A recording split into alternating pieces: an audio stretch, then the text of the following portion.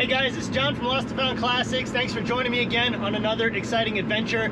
Today, I'm excited. For a month, I have been chasing a 1967 Mustang Fastback that I found sitting in a backyard. I am currently on my way to look at this car. All right guys, we arrived here at the house that has the Mustang Fastback in the backyard. I just walked around the property with the owner and we made a deal. He finally agreed to sell me the car. I just paid for the car. I've got the paperwork for the car and I'm like, I feel like I'm shaking like I'm on a caffeine high. Like this is huge. This is a 67 Fastback, supposed to be an S-code car.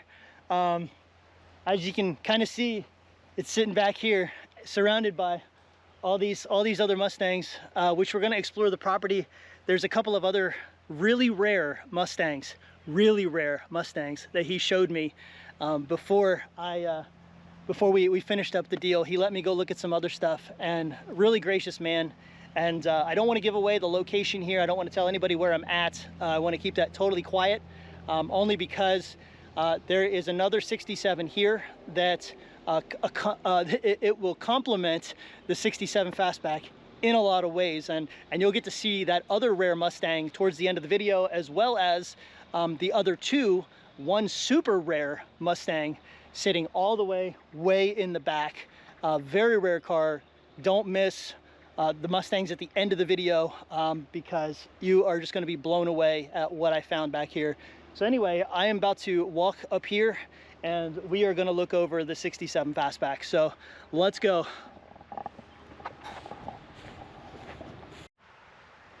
All right guys, let's look at this car together. Let's go over the whole car, see what's going on here. This is the 67 Fastback that I came for. Here she is, and all of it is glory. It's glory, if you will. Oh my goodness, I am beyond excited, as I'm sure you can tell. I'm stuttering. I'm honestly a little shaky. I just paid him for this car. I got a bill of sale and all the paperwork, and I am beyond stoked. Guys, I have to show you something that is going to blow you away. Not only is this a 67 Fastback, guys, but this is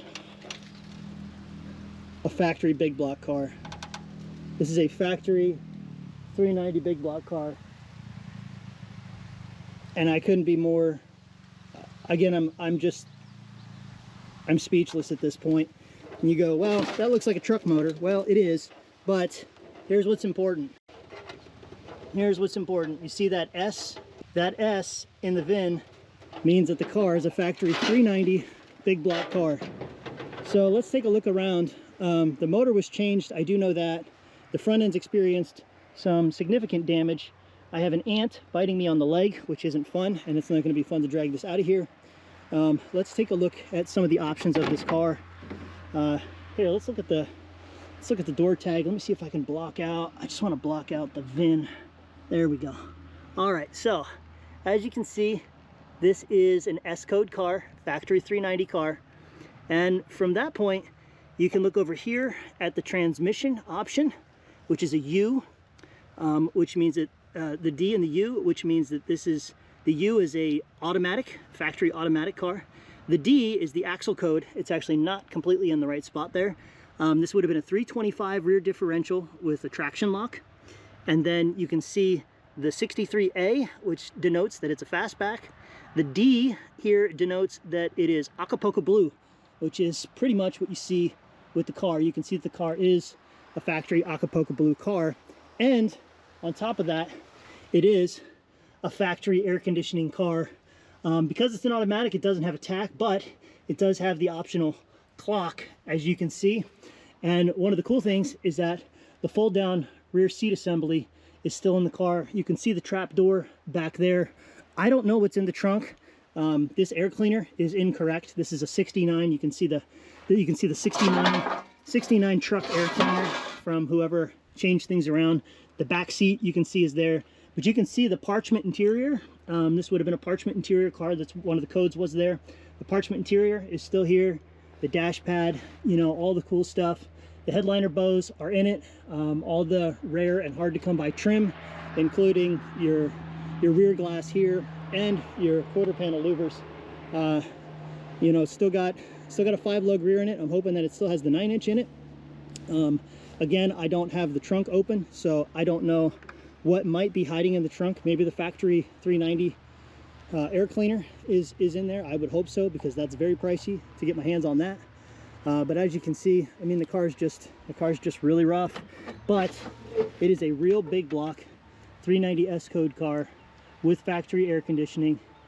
And as you can tell, it's been smacked in the front, so you can see this is the front panel that was originally in the car that got damaged during the accident.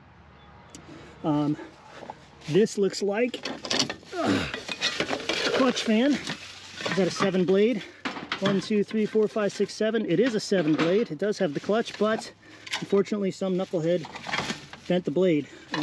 Obviously back then nobody really cared what these cars were, but there's the 7 blade fan for the 390 FE motor. All right guys, so let's take a look at the engine, and I'll kind of walk through some of this with you. Now this here looks like a 390 big block motor.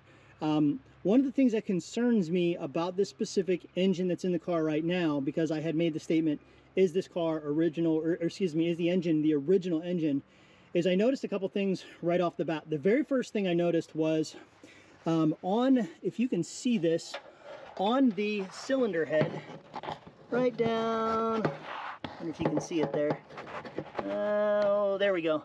So on the cylinder head, you can see where the upper bolt on the cylinder head is actually vertical. So this cylinder head bolt is going up and down instead of left to right. On a 390 GT factory Mustang motor, the cylinder heads were different than the truck drive train. The cylinder heads actually went side to side on some of the bolts for clearance purposes on the shock towers. So these manifolds are what's considered pancake manifolds. They're all straight up and down, and they all go straight back. This is possibly the original heat shield. I'm really not sure, but I can tell you this: after looking at the cylinder heads and actually looking at the engine itself, and coming back and saying, okay, you know, what numbers here, what numbers are here. This is a C9. This is a C9 casting. So the C9 casting, at least that's what it looks like. It's a 2-barrel and not a 4-barrel. So this car should be, as an S code, it should be a 4-barrel, and it should be a C7 or a C8 intake rather than a C9 intake. But again, there's a lot of really great stuff regardless, even if this isn't the correct engine, or maybe somebody changed the heads and the intake manifold for gas saving purposes, who knows. What's neat though is the AC stuff is still in here, and as you can see, it looks like the radiator is still sitting on the roof from the original damage. Unfortunately, this car did get hit pretty hard. You can see in the shock towers there's some damage there, but again, factory 390, factory S code, and it's not a disc brake car, but it is a power drum brake car, which is super cool. So I've got to begin the process now. I've got to get this car up off the ground. I've got to get the suspension straightened out. I've got to pull it out of the weeds. Okay guys, so here is one of the typical problems that you run into when you buy cars that have been sitting out in a field like this for an extended period of time. The drum is completely locked up, meaning if I put that good tire and wheel that I have on here onto this car, I'm just going to drag the thing. So what I want to do is I want to get this drum loose, and then I want to pull out all of the internal brake hardware. So if I pull out the internal brake hardware, that'll free this up to move. So in order to do that, I just need to pop this little cap off, and I take this cotter pin off, this nut, then take a couple pry bars and just kind of start prying on it. Now we're going to replace all of this later on, obviously, so I'm not too concerned about you know, some of the parts here, because this is just pretty much, this is just your standard front drum brake applications.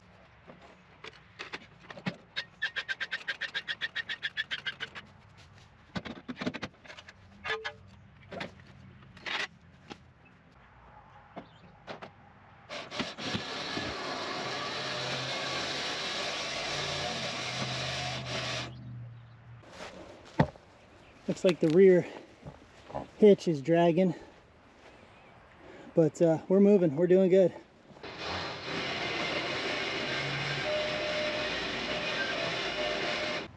All right, guys, well, unfortunately, due to the heat, my camera shut down because it is sweltering hot, 90 some odd degrees, plus the humidity here. So I had a little trouble getting it up on the trailer just because the traction bars that are underneath of the car, they were hanging up on the ramps. But man, I tell you what, I couldn't be more excited. This is the fun part of the chase, where, you know, not only do you find cool stuff, but you get to put it on the trailer, you get to bring it home. Listen, there's a bunch of other cars here too. There are tons of rare classic Mustangs sitting on this property. I have already talked to him about one of the other cars. He has zero interest in selling me anything else.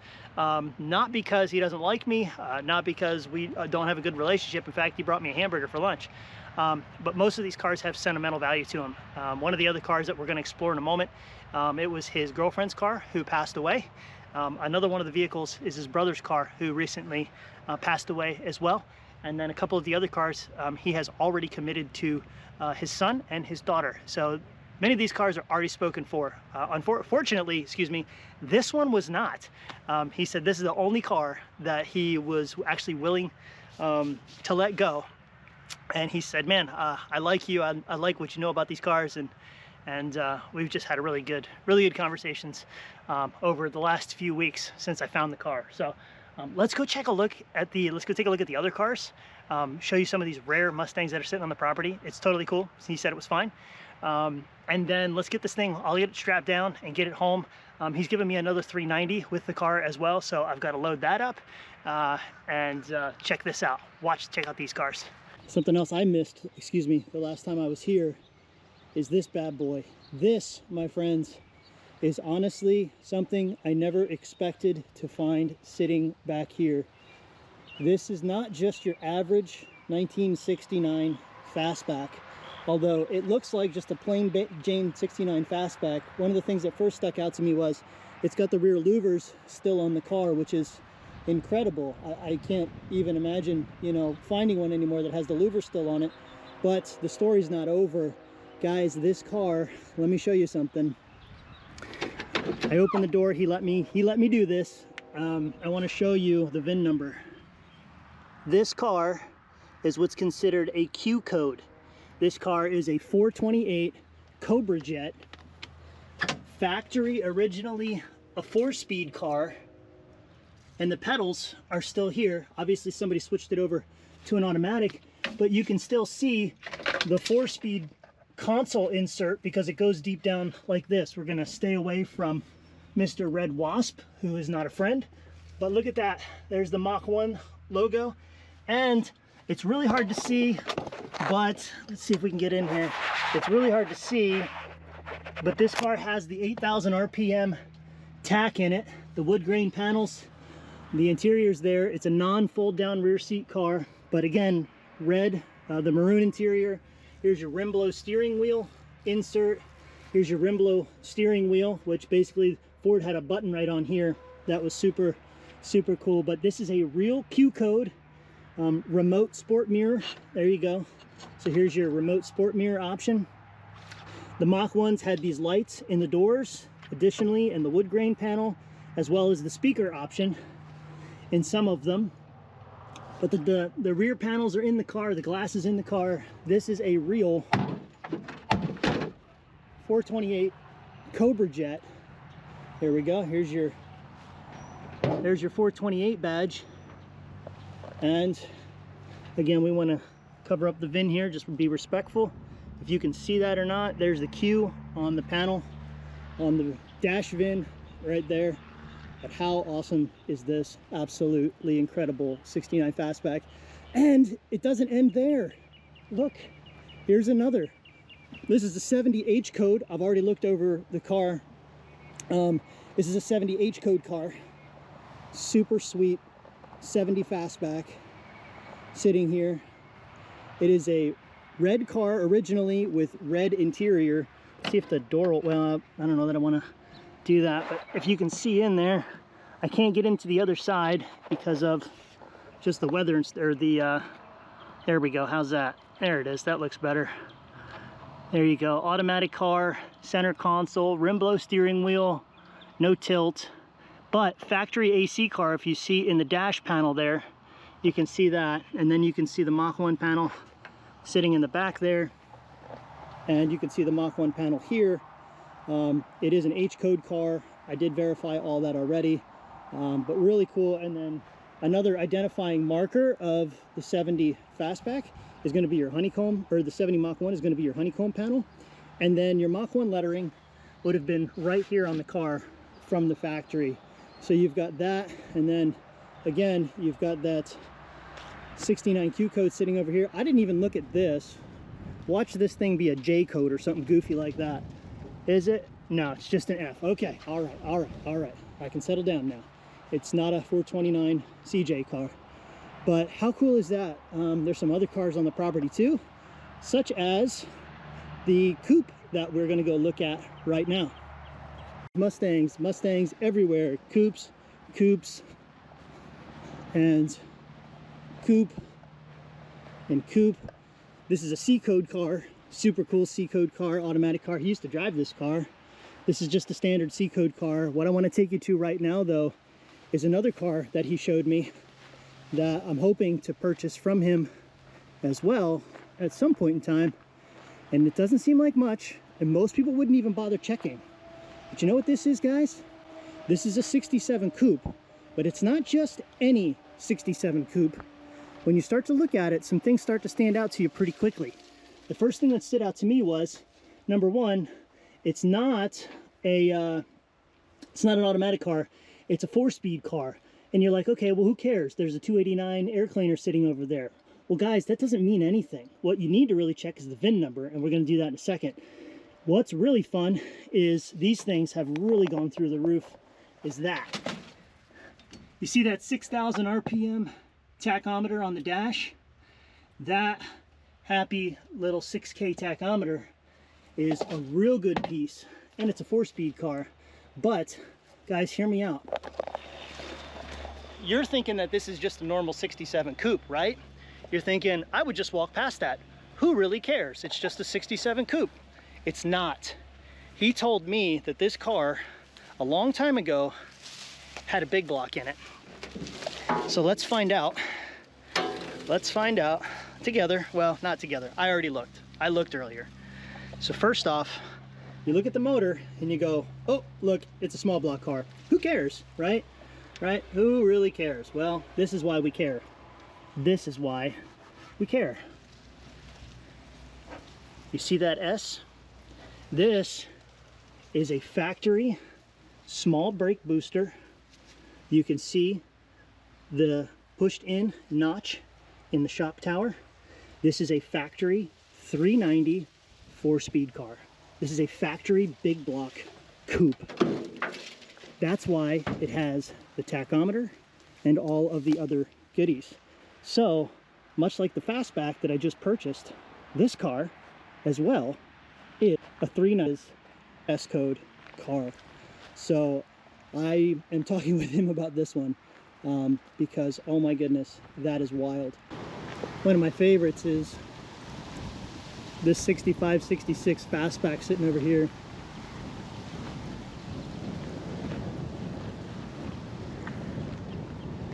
This guy just sitting in the woods.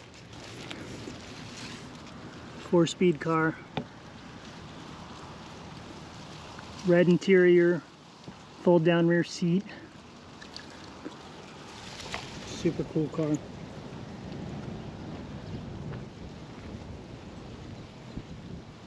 Back, you can see the, not a 6-cylinder car, and you can tell because it's a 5-lug.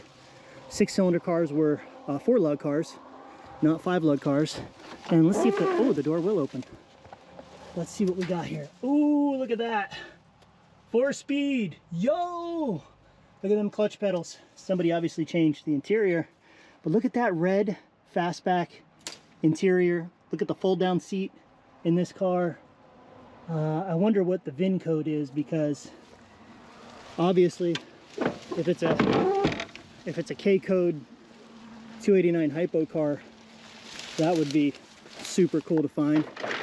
I just want to read the VIN, see if we can see the VIN here.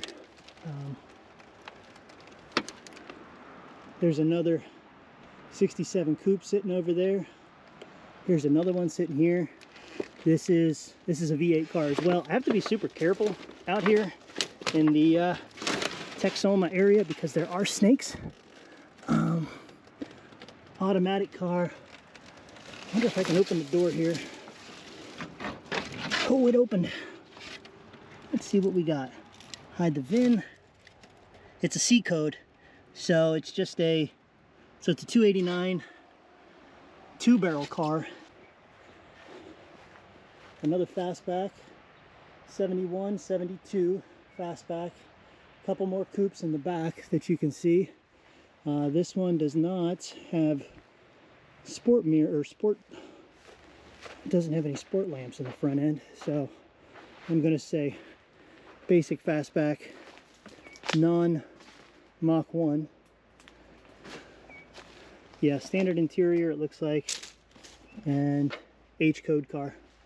But check it out, there's a couple more hiding back here. There's a 68 coupe and a 67 coupe that's been cut up really bad. Uh-oh, what is that? Hold on, check this out. Hold on. That's a deluxe interior car. That's a deluxe interior car. What's the, well, we need to know what the VIN number is then. This, oh, it's an A code car. So this is a deluxe interior. Look at that. Deluxe interior, stainless steel, A code car. Let's see, does it have a tachometer? That's one of the important questions we need to know. Probably doesn't. No, it doesn't. It's just a clock car. But it does have a busted up. It does have a broken center console in it. That's unfortunate. It's got a broken center console in it. So this is the brushed stainless center console piece. This one's broke. That's broken. But you see, you get to see the cool stuff. You get to see the. So here's something that's cool. There's a clock in here. That was optional. The clock was optional. The brushed interior, the lower panels there. Those are all optional pieces. Looks like a Camaro spoiler. And then this is also a factory AC car. So stainless interior, brushed stainless interior car. But it's also a factory. I can't really see it here, but there's an AC unit right down in there. It doesn't look like it's got any of the convenience package. I don't see any of the convenience package stuff hanging down. That would be quite the find. Convenience package piece sitting there. Here's another one of the door panel pieces. These are unique to this interior piece here. That's unique to deluxe interior, the brushed stainless interior. So I didn't see this car last time I was here, but really neat. You don't normally see the brushed deluxe interior in a coupe. So somebody ordered this car, but A code 289, and there's no pedals in it, so I can only assume it may have been an automatic car based off of the automatic console insert. That's an automatic console insert. Somebody stole the shifter out of it. So I'm going to talk with him, see if he'd let me take this console plate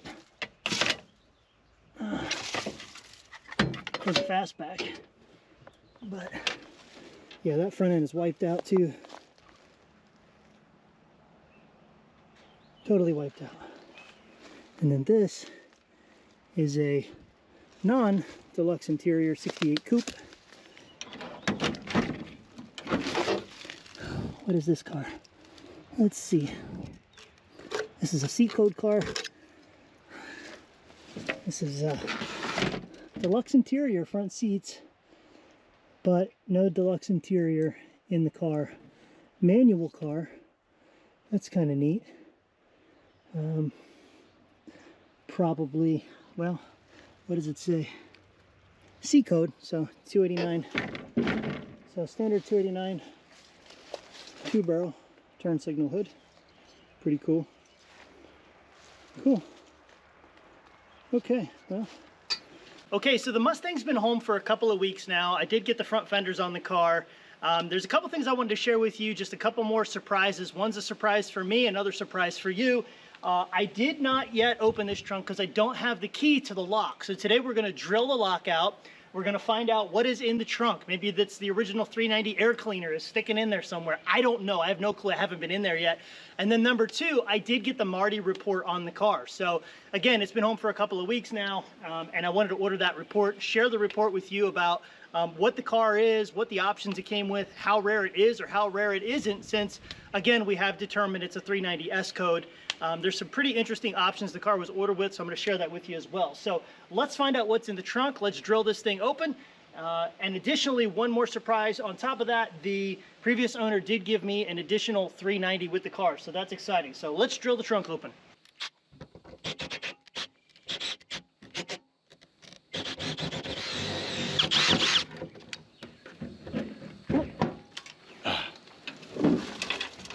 Okay, all right, well, unfortunately, there is nothing in the trunk. Well, that's kind of a bummer. But hey, we still have a 390 S code car. Let's take a look at these. The trunk trim piece. Look at them drop-off pans though. Pretty clean. Okay guys, so here it is. Here's the moment of truth. I've got the Kevin Marty report, which is going to tell us exactly the information about this car, the way that this car was specifically ordered, especially with what it looks like right now. So this car is a factory S-code 390 car. One of the cool things about it, it was originally ordered with a 325 limited slip differential. Now I know for a fact that the 9-inch differential is still in this car, and it still is a limited slip differential, which most people would call a posi traction. The posi is still in it. I don't know what the gear ratio is yet. I haven't looked that far. But here's another cool thing. The car is originally Acapulco blue, which you can see in the door jambs. You know, you can see the blue in different places of the car. It was ordered with standard interior, which, you know, no frills, nothing like that. None of the brushed aluminum like what the deluxe interior would have been.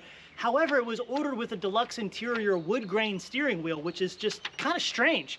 The wood grain steering wheel is still in the car, and it is a factory air conditioning car and a factory AM radio car. The AM radio is still in the car, the air conditioning unit is still in the car, and the wood grain steering wheel is still in the car. According to all the statistics, all the stats on this car with these paint codes and this trim package is only one of 9 ever built. So I'm not saying that there was only one of 9 in an S-code 390. There was over 7,000. 7,402 were ordered with a big block in 1967, first year for the big block. But there was only 9 that were ordered like this in the Acapulco blue with the standard interior, standard parchment interior, wood steering wheel, air conditioning, and all the fun stuff that this one has. So super cool car. It's got a long way to go. But guys, listen, I just want to share this fun stuff with you here, share the car with you. It's going to be sitting like this for quite a long time. Not something I can dive into anytime soon. But again, super rare car, really cool find, and something I wanted to share with you guys. Thanks for joining me. Thanks for sharing this adventure with me. Like, share, and subscribe for more fun videos, more fun, rare classic cars just like this that I'm going to be digging out of fields like I do. Stay tuned for the adventure. Thanks again for watching. This is John from Lost and Found Classics. Bless you guys.